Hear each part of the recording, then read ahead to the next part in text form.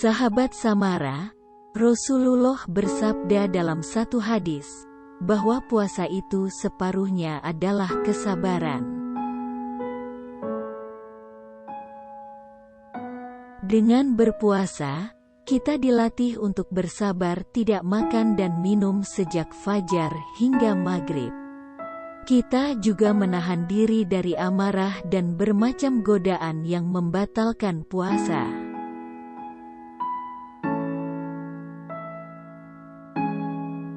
Teladan tentang kesabaran ini juga terdapat dalam kisah Nabi Saleh alaihi salam.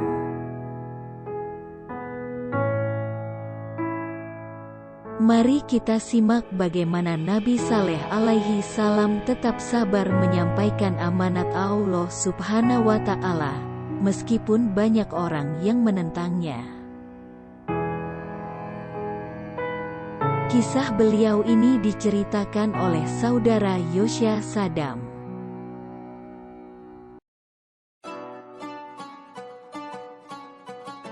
Assalamualaikum warahmatullahi wabarakatuh.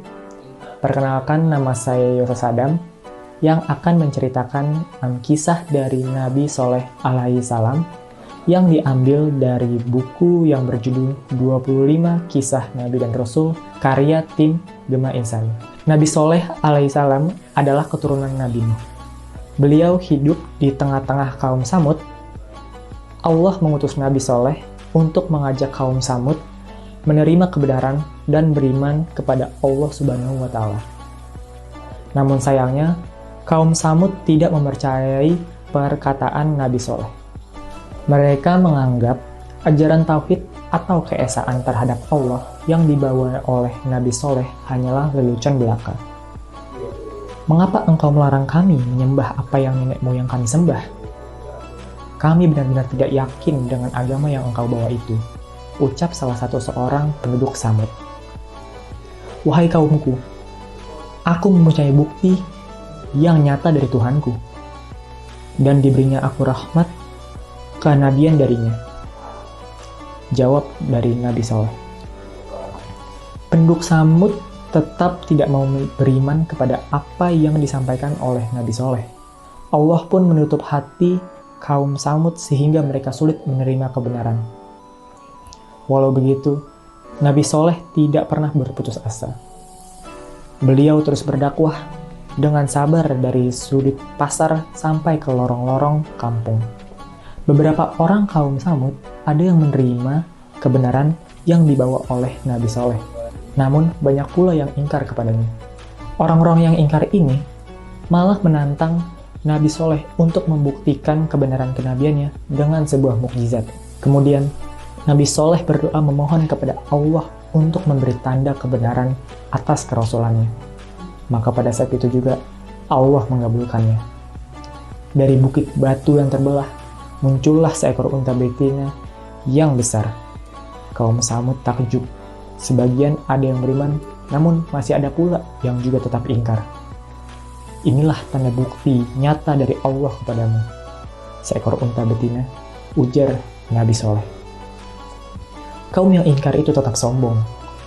Mereka malah menyembelih hewan itu. Mereka menantang Nabi Soleh untuk memberikan bukti yang lain. Tiba-tiba, datanglah angin yang dibarengi dengan suara yang sangat keras. Kadang-kadang dibarengi juga dengan getaran seperti gempa. Getarannya menghancurkan rumah-rumah dan juga bangunan. Kaum Samud berlarian, menyelamatkan diri, namun pada akhirnya mereka tidak berhasil selamat. Mereka mati bergelimpangan di dalam reruntuhan rumah mereka sendiri. Nabi Soleh dan pengikutnya yang beriman diselamatkan oleh Allah yang Maha Kuasa. Wahai kaumku, sungguh aku telah menyampaikan amanah dari Tuhanku kepadamu dan aku telah menasihati kamu.